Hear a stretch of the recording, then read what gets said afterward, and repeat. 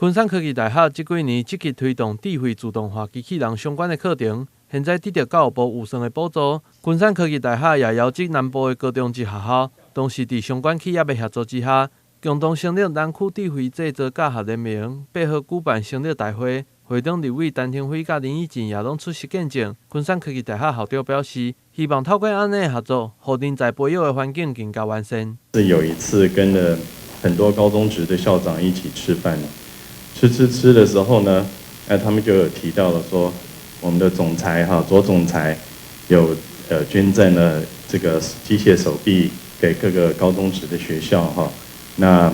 然后他们也都有在试着去组装，然后都给它建制好。那刚好呢，我们学校跟上银科技呢是历年来多年的伙伴，一直在有教育跟这个 training 的部分所以我们是非常的驾轻就熟。所以对高中职的有一些学校的校长呢，那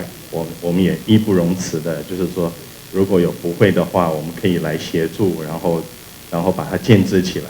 然后最终的目的呢，就是培育我们的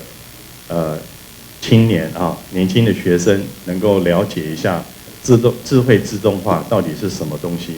从高中职的时候就开始进入到教育训练的状况，然后到了大学的时候，他们可以再更精进化我第一次体会学校教育太重要，因为375清单里面呢，一大堆是台大跟那个成大的机械系毕业的高材生，他有人才呀。所以这个企业家如果不上学堂上酒家，培养出好人才，我们企业界有什么希望？我们的人才是来自学校。所以从此以后，我一方面我跟 UC Berkeley 合作，我带了15届台湾的企业家去上课。那同时我开始投入这个产学合作，所以这些年来呢，一直没有放弃。